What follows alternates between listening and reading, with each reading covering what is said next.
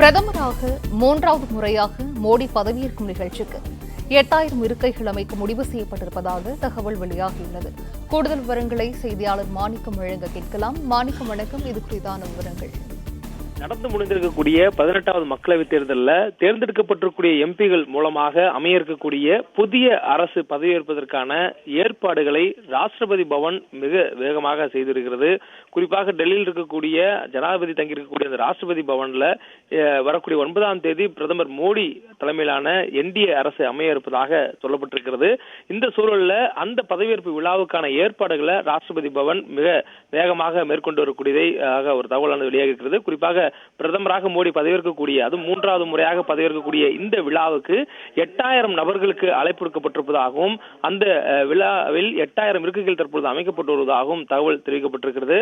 தெற்காசிய நாடுகளுடைய தலைவர்களுக்கு அழைப்பு விடுக்கப்பட்டிருக்கிறது. குறிப்பாக இலங்கையினுடைய அதிபர், அதே போன்று மேற்கு வங்காளதேசத்துடைய அதிபர், நேபாளத்துடைய பிரதமர் என பல நாட்டு தலைவர்கள் இந்த பதவியேற்பு விழாக்கு வருகை தர இருக்கின்றனர்.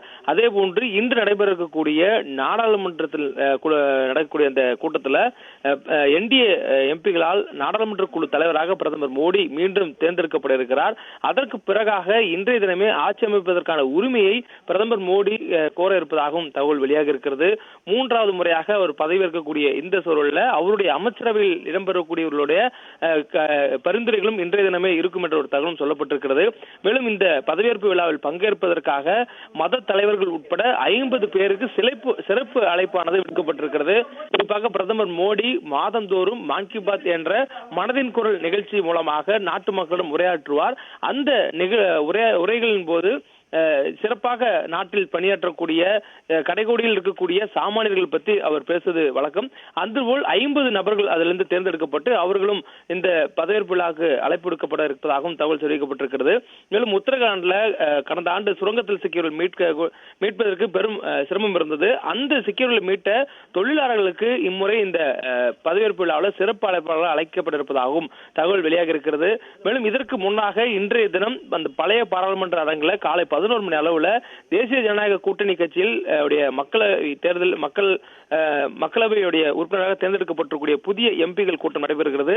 இந்த கூட்டத்தின் வாயிலாக பிரதமர் மோடி தேசிய ஜனநாயக கூட்டணியுடைய எம்பிகளுடைய நாடாளுமன்ற குழு தலைவராக ஒருமனதாக தேர்ந்தெடுக்கப்பட்டிருக்கிறார். அதன் பின்னர் அந்த தேர்ந்தெடுக்கப்பட்டிருக்கூடிய எம்பிகளிடம் ஆட்சி அமைப்பதற்கான உரிமை கோரல் படிவத்தில் கையொப்பமானது பெறப்பட இருக்கிறது. அதனைத் தொடர்ந்து கூட்டணி கட்சி தலைவர்களிடம் பிரதமர் மோடி தனிப்பட்ட முறையில் பேச இருப்பதாக சொல்லப்பட்டிருக்கிறது. அதாவது தேசிய ஜனநாயக கூட்டணியில் அங்கம் வைக்கக்கூடிய ஒவ்வொரு கட்சி தலைவர்களையும் தனித்தனியாக பிரதமர் மோடி சந்தித்து பேச இருப்பதாக சொல்லப்பட்டிருக்கிறது.